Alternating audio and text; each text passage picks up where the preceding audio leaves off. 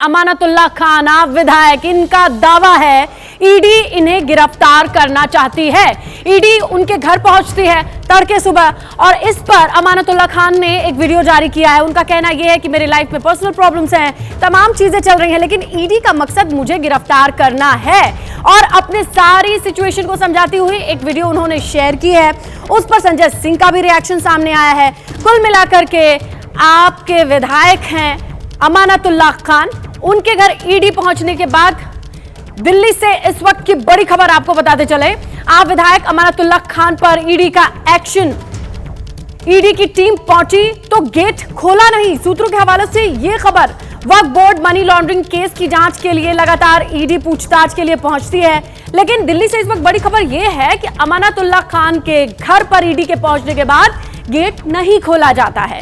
ED की team पहुंची तो गेट खोला नहीं गया, गेट पर ही बातचीत। और ऐसे में वक्फ बोर्ड मनी लॉन्ड्रिंग केस की जांच के लिए ईडी को जिन सवालात, कागजात या फिर एक्शंस की जरूरत थी, वो वहां पर गेट खोलते ही नहीं है, बातचीत करते हैं। लेकिन हाँ, एक्स पर एक वीडियो जरूर पोस्ट किया है। हो रहा है, उनका ऑपरेशन हुआ है अभी 3 दिन पहले, और आप फिर मुझे अरेस्ट करने के लिए आए। अरे 1000% और क्यों आए हैं आप अरेस्ट नहीं करने आए तो फिर क्यों आए हैं? किस चीज अरेस्ट का तो करने आए हो आप। 3 कमरों के घर में किस चीज का सर्च है? बताओ क्या सर्चिंग है? मेरे क्या पास कौन ऐसी सा कैसी माल है? करनी होती है आपको मेरे घर में हर बार आके? मेरे घर पे खर्चे को पैसे नहीं है। दिखा दो। देखिए She has a cancer and she has been operated right now. It's been 2 days. अगर कुछ भी प्रॉब्लम हो गई, क्योंकि उनको टेंशन के लिए बिल्कुल मना I'll take you to the court if anything happens to my mother. अब ये फेक नहीं है सर। मेरी मदर इन लॉ ऑपरेशन में पड़ी हुई है, आप क्या सर्च करने आए हो? क्या है मेरे पास? उनके वो लगा हुआ है, उनके ब्लड निकल रहा है हल्के हल्के। She can't even stand. How many people are going to come inside and going to search my mother and mother-in-law also? तो देखा आपने, इस वीडियो में दिखाई दे रहा है कि गेट के इस पार ईडी की टीम है, उधर घर के भीतर अमानतुल्लाह खान की पत्नी की आवाज है। अमानतुल्लाह खान है, कहते ये है कि हमारे पास क्या जांच करने के लिए आए हैं। अमानतुल्लाह की पत्नी है जो कहती हैं कि मेरी मां बीमार हैं, लेकिन इसी बीच ईडी कहती है कि हमारे पास कागज है, हमें अपना काम करने दीजिए। और उनके नाम पर मुझे अरेस्ट करने के लिए आए हैं। मेरी मदर इन लॉ, उनको कैंसर है, अभी 4 दिन पहले उनका ऑपरेशन हुआ है, वो भी मेरे घर पर हैं और मैंने इनको लिखा भी था और हर नोटिस का जवाब मैंने इनको दिया है। जब ये मुझे नोटिस कर रहे हैं तो फर्स्ट वारंट के नाम पर सिर्फ इनका मकसद मुझे गिरफ्तार करना है, हमारे कामों को रोकना है। पिछले 2 साल से मुस्तकिल ये लोग मुझे परेशान कर रहे हैं, फर्जी मुकदमात लगा रहे हैं, आए दिन कोई ना कोई उलझन परेशानी खड़ी कर रहे हैं। और मुझे ही नहीं, मेरी पूरी पार्टी को, मुख्यमंत्री जी जेल के अंदर हैं, अभी मुख्यमंत्री जेल से आए हैं, संजय सिंह जेल से आए हैं और सत्येंद्र जैन जेल में हैं, और अब ये मुझे गिरफ्तार करना चाहते हैं। सिर्फ इनका मकसद है कि हम लोगों को तोड़ना और हमारी पार्टी को तोड़ना। तो मैं आप लोगों से, ओखला की आवाम से अपने लिए दुआ की दरख्वास्त करता हूं और ये आपको वादा करता हूं कि जो भी काम अधूरे हैं वो मैं और मेरी पूरी टीम और मेरी पूरी पार्टी, मेरी पूरी सरकार एक एक काम आप लोगों को कराएंगी। आप लोगों को परेशान या घबराने की ज़रूरत नहीं है। हम लोग टूटने वाले इनसे नहीं हैं, ना हम इनसे झुकने वाले हैं, ना हम इनसे डरने वाले हैं। जेल भेजेंगे, जेल जाने के लिए हम तैयार हैं। और पूरी तरह से मुझे उम्मीद है कोर्ट पर कि जिस तरह से अब से पहले इंसाफ कोर्ट से हमें मिला है, इस बार भी इंशाल्लाह हमें इंसाफ मिलेगा। बस आप लोगों से मेरी दरख्वास्त है कि आप लोग दुआओं में मुझे याद रखें और जिस तरह से आपने साथ दिया उस तरह साथ रखें। एक ऐसे मुकदमे में जो कि पूरी तरह से फर्जी है, एक ऐसा मुकदमा जो CBI के अंदर भी चल रहा है, जो ACB में भी है और अब ईडी में भी, उसको ये ले आए। और वो 2016 से वो मुकदमा चल रहा है, जिसमें खुद CBI ने ये कहा है कि किसी भी किस्म का कोई भी भ्रष्टाचार या लेन देन नहीं हुआ है। उसके बावजूद भी ये लोग जो हैं फर्जी एक मुकदमा मेरे ऊपर लगाया और न जाने तो चलिए अब सीधे लिए चलते हैं आपको। अहमद बिलाल हमारे सहयोगी ग्राउंड पर हैं। बहुत सारी चीजें चल रही हैं, बहुत सारे एंगल है, वो एंगल भी आपके सामने हम क्लियर करेंगे। लेकिन उससे पहले चलिए समझ लेते हैं कि आखिरकार एक तरफ अहमद बिलाल जिस तरीके से अमानतुल्लाह कह रहे हैं कि मैं जांच में सहयोग कर रहा हूं और मुझे इंसाफ पे भरोसा है, तो ये वीडियो जारी करने की नौबत क्यों आ गई? क्यों गेट के इस पार आर पार वाली कॉन्वर्सेशन को पोस्ट करना पड़ रहा है? क्यों ओखला की जनता से ये इमोशनल अपील करनी पड़ रही है? इसकी नौबत क्यों? बिल्कुल, देखिए इसकी ज़रूरत इसलिए है क्योंकि आज सुबह 6 बजे ही ईडी के अधिकारी जो है वो ओखला से आम आदमी पार्टी के विधायक अमानतुल्लाह खां के घर पर पहुंचते हैं, लेकिन उनको जो है वो घर के अंदर एंट्री नहीं मिलती है और दरवाज़ा बंद करके ही जो विधायक और उनके परिवार के सदस्य हैं, उनकी पत्नी जो है वो उनसे जो है वो मुखातिब होते हैं। हम आपको सबसे पहले वो घर दिखा दें कि यही वो अमानतुल्लाह खां का घर है और देखिए कितनी यहाँ पर जो अर्धसैनिक बलों के जो जवान हैं वो यहाँ पर तैनात किए गए हैं। इसके अलावा जो इलाके के स्थानीय पुलिस के जो जवान हैं वो भी यहाँ पर तैनात किए गए हैं, क्योंकि इलाका जो है वो बेहद सेंसिटिव इलाका आता है। इस वजह से लॉ एंड ऑर्डर की स्थिति जो है वो खराब ना होने पाए, इस वजह से भी यहाँ पर जो सुरक्षा के पैमाने हैं उनको पुख्ता किया गया है। एक बार हम मेरे कैमरा पर्सन मेहरबान सिंह से कहूंगा कि एक बार वो अंदर की तस्वीर दिखाएं कि ये अमानतुल्लाह खां के अंदर की तस्वीर है और ईडी के अधिकारी जो है वो अभी भी यहाँ सीढ़ियों पर मौजूद है। उनके घर के अंदर जो है वो एंट्री नहीं दी गई है क्योंकि अमानतुल्लाह खां ने ये कहा कि उनकी जो मदर इन लॉ है उनका ऑपरेशन जो है वो कैंसर का ऑपरेशन किया गया और वो बीमार हैं, इस वजह इसका हवाला दे करके जो है वो उन्हें घर के अंदर नहीं जाने दिया गया। आपको बता दें कि पिछले साल अक्टूबर में भी इसी घर पर जो है वो ईडी के अधिकारियों की रेड जो है वो चली थी, जो कि कई घंटे तक चली थी। इसके जो है इस साल अप्रैल के महीने में भी अमानतुल्लाह खां जो है वो ईडी के अधिकारियों के सामने पेश हुए थे, जहां पर उनसे 13 घंटे की पूछताछ जो है वो की गई थी। और ये सारा मामला जो आपको बताएं तो वो दिल्ली वक्फ बोर्ड से जुड़े हुए मनी लॉन्ड्रिंग का ये मामला है। अमानतुल्लाह खां जब दिल्ली वक्फ बोर्ड के अध्यक्ष थे तब उन पर यह आरोप लगा था कि उन्होंने अवैध रूप से कई सारी भर्तियां की हैं, कई लोगों को दिल्ली वक्फ बोर्ड में जो है वो नियुक्तियां की हैं और इस मामले में जो एंटी करप्शन ब्यूरो है वो भी इसमें जांच कर रहा है।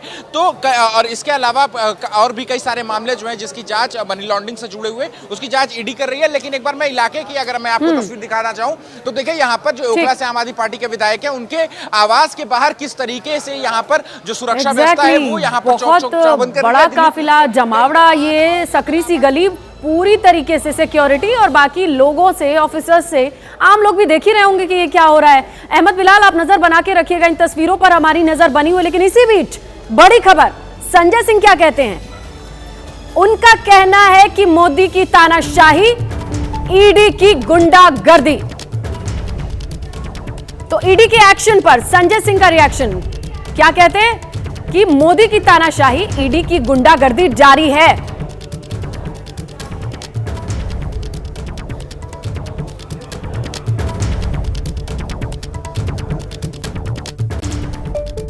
भले ही सुप्रीम कोर्ट से ईडी को बार बार लताड़ मिल रही है, बावजूद इसके आज अमानतुल्लाह खान जो आम आदमी पार्टी के विधायक हैं उनके घर पर ईडी सुबह सुबह छापा मारने के लिए पहुंच गई। दरअसल 2016 में सीबीआई ने एक मामला दर्ज किया।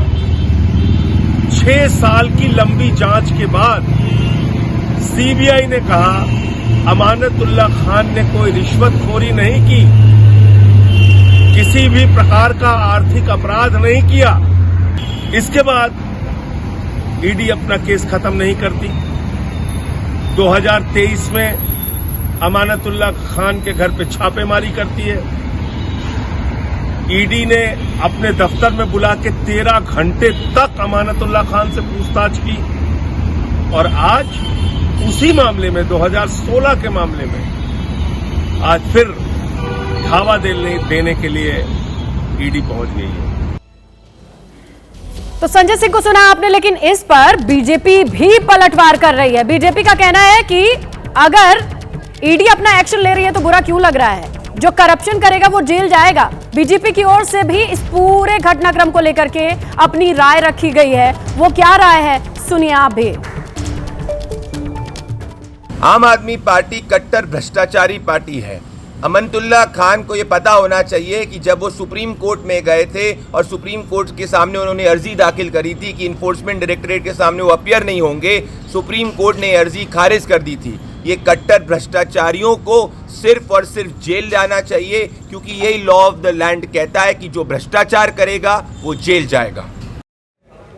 तो इस पूरे मामले को लेकर के जो हलचल का एपी सेंटर है वो ओखला है, दिल्ली का ओखला, जहां हमारे सहयोगी अहमद बिलाल मौजूद हैं। अहमद का रुख करेंगे। अहमद बिलाल, जरा समझाएं कि अगर ईडी का ये छापा है तो छापा फोन कॉल करके तो होता नहीं, समय मांग करके तो ये टीम आती नहीं, और ये जब कहा जा रहा है कि सहयोग हम पूरा करते हैं, अब इस पूरे मसले को लेकर के राजनीति भी शुरू हो गई है। ग्राउंड पे क्या क्या चल रहा है?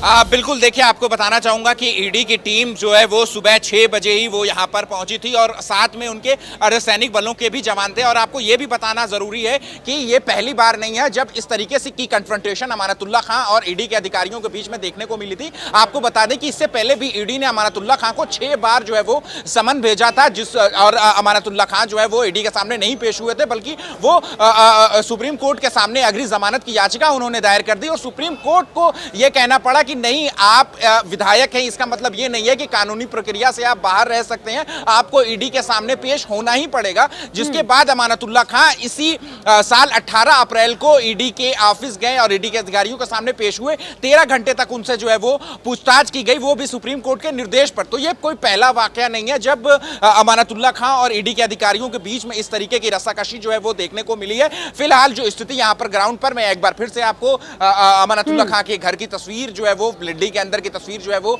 आपको दिखा देता हूं। 3 कमरों के मकान पे जो है वो फ्लैट में, इसी बिल्डिंग में, अगर अमानतुल्लाह की तरफ से समझा ये जा सकता है कि घर में मरीज है, लंबी पूछताछ चलेगी, डिस्कंफर्ट होगा, इसलिए हो सकता है उन्होंने परेशानी का जिक्र किया हो। लेकिन ईडी अपना काम करने के लिए, छापेमारी के लिए 6 बजे पहुंचती है, जिसे लेकर के ये पूरी स्थिति बनी हुई है। इस पर अपडेट जो आएगी आप तक पहुंचाएंगे। शुक्रिया अहमद बिलाल, ग्राउंड से तमाम तस्वीरों के साथ जानकारी साझा करने के लिए। अब आगे बढ़ते हैं नमस्ते भारत में अगले सेगमेंट की ओर। 30 सेकंड में जहां इंफॉर्मेशन आप तक पहुंचानी है वो पहली बड़ी खबर बंगाल से है। ममता बनर्जी 2 दिन के विशेष सत्र में रेप के लिए एक अलग बिल लाने के लिए तैयार हैं, जहां मृत्यु दंड का प्रावधान होगा। इसे लेकर के बीजेपी के समर्थन की अपडेट्स आ रही हैं और अब हलचल इस पर बनी रहने वाली है, क्योंकि इसका जिक्र बहुत होता था, लेकिन अब इसे बिल के फॉर्म में सामने लाया जाएगा। पश्चिम बंगाल विधानसभा का मानसून सत्र 5 अगस्त को खत्म हो गया था, लिहाजा आज से 2 दिन का विशेष सत्र बुलाया गया है। कल यानी कि मंगलवार को CM Mamata Banerjee anti rape bill पेश करेंगी। 28 अगस्त को कैबिनेट से मिली बिल को मंजूरी। बिल में मौत की सजा का प्रावधान, रेप के आरोपी को मौत की सजा का प्रावधान, 10 दिन में मौत की सजा देने का प्रावधान। आरजीकर मेडिकल कॉलेज में महिला डॉक्टर से रेप मर्डर केस को लेकर ममता सरकार बैकफुट पर है और इस बिल को विधानसभा से पारित तो करा लेंगी, लेकिन इसे लागू करना आसान नहीं, क्योंकि आगे कई कानूनी पेचीदगी का सामना करना पड़ेगा।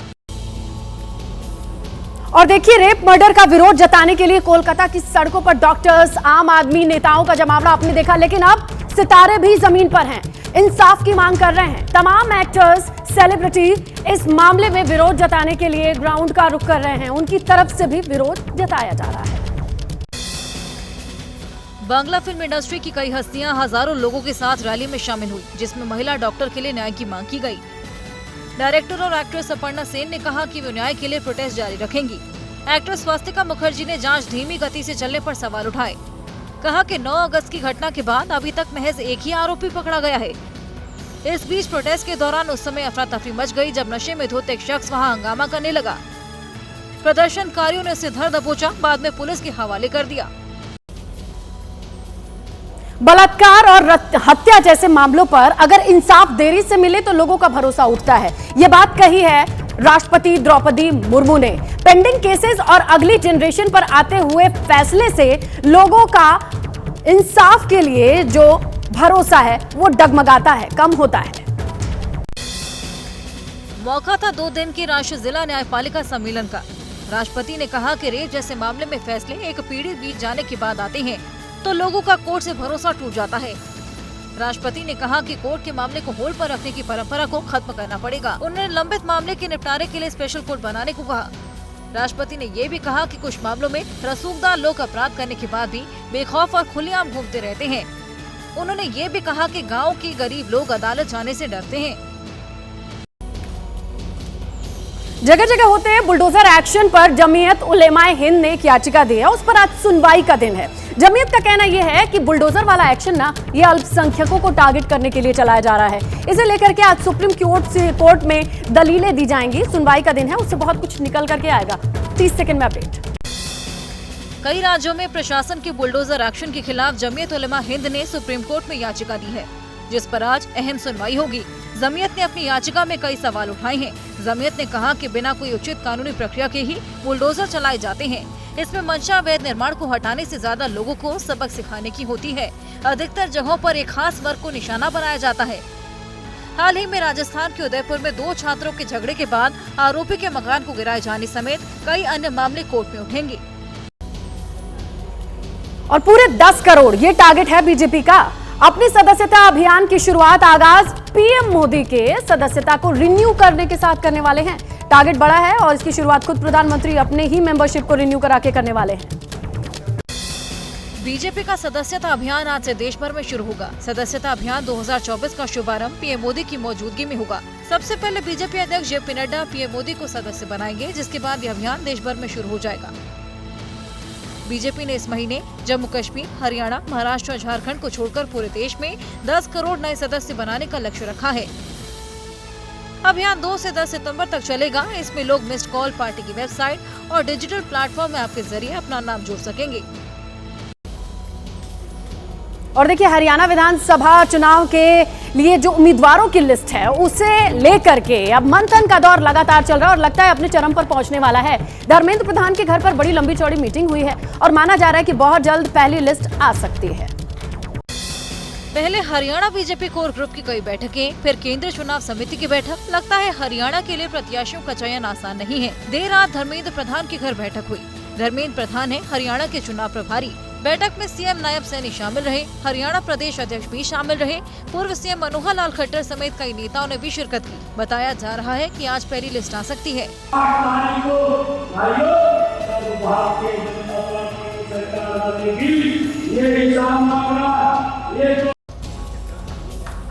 और खट्टर सरकार में मंत्री रहे राव नरवीर सिंह के बागी तेवर सामने आए हैं। उनका कहना यह है बीजेपी टिकट देती है तो ठीक, नहीं तो कांग्रेस से चुनाव लड़ूंगा। उनका ये बागी तेवर एक मंच से सामने आया है और कहते हैं कि हरियाणा में बीजेपी की मुश्किलें बढ़ती जा रही हैं। पहली लिस्ट आने से पहले ही दावेदारों ने बगावती रुख अख्तियार करना शुरू कर दिया है। बादशाहपुर विधानसभा सीट से दावेदार और पूर्व कैबिनेट मंत्री राव नरवीर सिंह ने ऐलान कर दिया कि अगर उन्हें बीजेपी की तरफ से टिकट नहीं मिलता तो वो कांग्रेस से चुनाव लड़ेंगे। टिकट नहीं देगी, मैं दूसरे से लड़ूंगा। केंद्रीय मंत्री राव इंद्रजीत सिंह के प्रभाव वाली गुरुग्राम से लगी बादशाहपुर सीट है।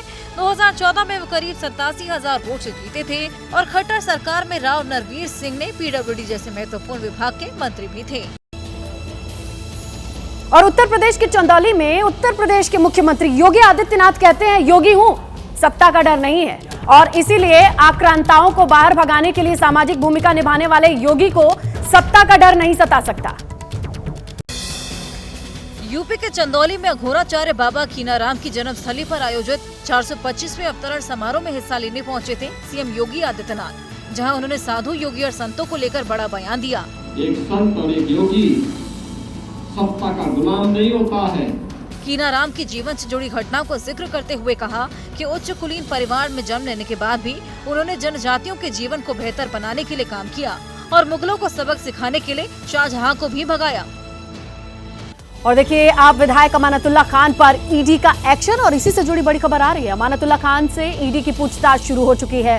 अमानतुल्लाह खान के घर तड़के सुबह ईडी की टीम गई, लेकिन वो पहले गेट पर खड़ी रही। बातचीत का दौर चलता रहा।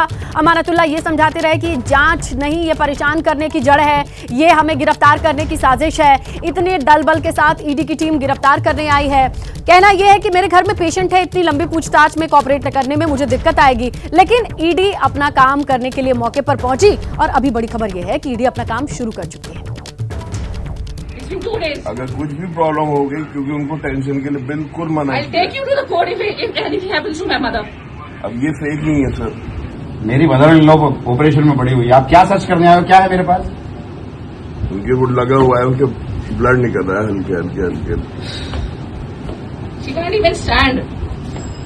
How many people are going to come inside and going to search my mother and mother-in-law also? मेरी मदर इन लॉ का ऑपरेशन हो रहा है, उनका ऑपरेशन हुआ है अभी 3 दिन पहले, और आप फिर मुझे अरेस्ट करने के लिए आए। अरे 1000% और क्यों आए आप? आप अरेस्ट नहीं करने आए तो फिर क्यों आए हैं? किस चीज का अरेस्ट तो सर्च? करने आए हो आप? 3 कमरों के घर में किस चीज का सर्च है? बताओ क्या सर्चिंग है? मेरे क्या पास कौन ऐसी सा कैसी माल है? करनी होती है आपको मेरे घर में हर बार आके? मेरे घर पे खर्चे को पैसे नहीं है। दिखा दो।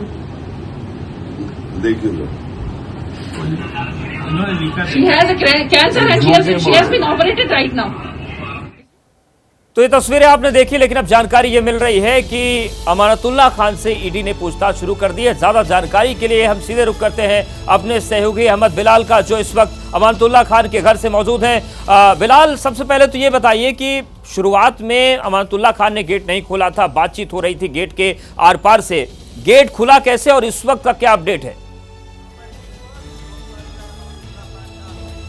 बिल्कुल, देखिए आपको बताना चाहूंगा कि तकरीबन 2 घंटे तक जो ईडी के अधिकारी हैं वो अमानतुल्लाह खान के फ्लैट के बाहर सीढ़ियों पर ही खड़े रहे। तकरीबन 6:15 बजे के करीब ईडी के जो अधिकारी हैं वो अमानतुल्लाह खान के घर पर जो है वो पहुंच गए थे, लेकिन उन्हें जो है वो घर के अंदर एंट्री नहीं मिली। घर का जो दरवाज़ा है वो ईडी के अधिकारियों को एंट्री पे जो है वो नहीं दिया गया, उनके मुंह पर बंद कर दिया गया था। और जिसके बाद तकरीबन 6:15 से 8:15 बजे तक जो ईडी के अधिकारी हैं वो लगातार कोशिश करते रहे घर के अंदर जाने की, और तब तक जो जाली नुमा जो गेट था वहीं से अमानतुल्लाह खान और ईडी के अधिकारियों के बीच में जो है वो बातचीत होती रही। और 2 घंटे की कन्फ्रंटेशन रस्साकशी के बाद अब ईडी के जो अधिकारी हैं वो अमानतुल्लाह खान के फ्लैट के अंदर इंटर कर चुके हैं, प्रवेश कर चुके हैं। और अमानतुल्लाह खान से अब जो पूछताछ है वो भी अब ईडी के अधिकारी जो है वो कर रहे हैं। ये पूरा मामला जो है वो वक्फ बोर्ड से जुड़े मनी लॉन्ड्रिंग के मामलों का है। 2016 में एंटी करप्शन ब्यूरो ने भी इस मामले में जो है वो केस जो है वो दर्ज किया गया था, जिसमें आपको यह भी जानकारी दे दूं कि यह भी आरोप लगाया गया था कि अमानतुल्लाह खान जब दिल्ली वक्फ बोर्ड के अध्यक्ष थे तो उन्होंने अवैध रूप से कई सारी नियुक्तियां जो है वो वक्फ बोर्ड में की थी। इसके अलावा जो वक्फ बोर्ड की संपत्तियां हैं वो भी किराए पर दी थी और वक्फ बोर्ड की संपत्ति को गलत तरीके से इस्तेमाल किया था। ये सारे आरोप जो है वो अमानतुल्लाह खान जब दिल्ली वक्फ बोर्ड के अध्यक्ष थे तो उन पर लगे थे। और वक्फ बोर्ड से जुड़े मनी लॉन्ड्रिंग के मामलों पर ईडी ने जो है वो केस दर्ज करके अब इस मामले की जांच जो है वो आगे बढ़ाई जा रही है। और आपको ये भी बता दें कि यही वो घर था। आपको एक बार घर की पहले हम तस्वीर दिखा देते हैं कि देखिए यहाँ पर यह अमानतुल्लाह खान का घर है, बिल्डिंग है, और इस बिल्डिंग के फर्स्ट फ्लोर पर ही अमानतुल्लाह खान 3 कमरों के फ्लैट में अपने परिवार के साथ जो है वो रहते हैं। और पिछले साल अक्टूबर महीने में भी ईडी के अधिकारी जो है वो छापेमारी के लिए इसी आवास पर आए थे और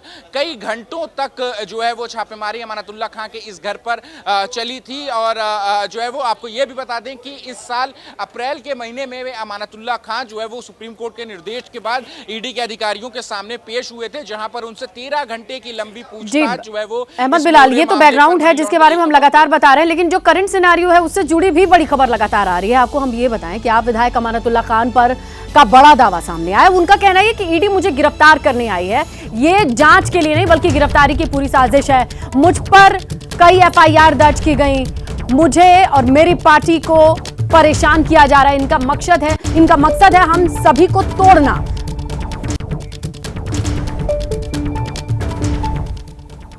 ईडी मेरे घर सर्च वारंट के लिए आई है। 2016 का ये मामला है। सीबीआई ने एफआईआर दर्ज की थी जिसमें ऑलरेडी केस जो है चल रहा है, ट्रायल कोर्ट के अंदर चल रहा है, चार्ज पर बहस हो रही है। और उसमें जो है उसके बाद 2022 में एसीबी ने मेरे यहाँ सर्च वारंट किया, मुझे गिरफ्तार किया, जिसमें मैं 10 दिन के अंदर मुझे जो है जमानत हो गई। इसमें आप सर्च कर चुके हो, मेरी मदर इन लॉ उनको कैंसर है और उनका अभी 4 दिन पहले ऑपरेशन हुआ है अपोलो के अंदर, और वो बहुत सीरियस हैं और वो मेरे घर पर हैं, मेरे पास हैं। और वो अगर उनको कुछ हो गया या वो यहीं अगर उनकी खुदा ना करे कुछ ऐसा हो गया जिसका क्या उसका ये जवाब देंगे? अब अभी तक तो कुछ साबित नहीं हुआ। फर्जी मुकदमा मुझ पर ये लगाते जा रहे हैं, एक के बाद एक के बाद एक के बाद एक। और इसी ईडी वाले केस में तो ऑलरेडी सीबीआई से मैं जमानत पर हूँ, एसीबी से मैं जमानत पर हूँ। तो अमानतुल्लाह खान को आपने सुना और इन सब बीच जो एक्शन हो रहा है ईडी का, इस पर संजय सिंह की प्रतिक्रिया आई है। उन्होंने कहा है कि मोदी की तानाशाही, ईडी की गुंडागर्दी जारी है। सुबह सुबह अमानतुल्लाह के घर पर ईडी ने धावा बोला है। संजय सिंह ने यह भी कहा कि अमानतुल्लाह के खिलाफ कोई सबूत नहीं है, लेकिन यह गुंडागर्दी चल रही है। से ईडी को बार बार लताड़ मिल रही है। बावजूद इसके आज अमानतुल्लाह खान जो आम आदमी पार्टी के विधायक हैं, उनके घर पर ईडी सुबह सुबह छापा मारने के लिए पहुंच गई। दरअसल 2016 में सीबीआई ने एक मामला दर्ज किया। 6 साल की लंबी जांच के बाद सीबीआई ने कहा अमानतुल्लाह खान ने कोई रिश्वतखोरी नहीं की, किसी भी प्रकार का आर्थिक अपराध नहीं किया। इसके बाद ईडी अपना केस खत्म नहीं करती। 2023 में अमानतुल्लाह खान के घर पे छापेमारी करती है। ईडी ने अपने दफ्तर में बुला के 13 घंटे तक अमानतुल्लाह खान से पूछताछ की और आज उसी मामले में 2016 के मामले में आज फिर धावा देने के लिए ईडी पहुंच गई है। तो देखिए, अमानतुल्लाह के घर पर ईडी का एक्शन, उस पर आप नेताओं का रिएक्शन तो आ रहा है, लेकिन बीजेपी का कहना यह है कि जो करप्शन करेगा वो जेल जाएगा। ईडी अपना काम कर रही है। तो अमानतुल्लाह के घर ईडी के एक्शन पर बीजेपी का रिएक्शन यह है कि जो करप्शन करेगा वो जेल जाएगा। ये तो नॉर्मल प्रोसेस है और अपना प्रोसेस ईडी पूरा करेगी। आम आदमी पार्टी कट्टर भ्रष्टाचारी पार्टी है। अमानतुल्लाह खान को ये पता होना चाहिए कि जब वो सुप्रीम कोर्ट में गए थे और सुप्रीम कोर्ट के सामने उन्होंने अर्जी दाखिल करी थी कि इन्फोर्समेंट डायरेक्टरेट के सामने वो अपीयर नहीं होंगे, सुप्रीम कोर्ट ने अर्जी खारिज कर दी थी। ये कट्टर भ्रष्टाचारियों को सिर्फ और सिर्फ जेल जाना चाहिए, क्योंकि यही लॉ ऑफ द लैंड कहता है कि जो भ्रष्टाचार करेगा वो जेल जाएगा।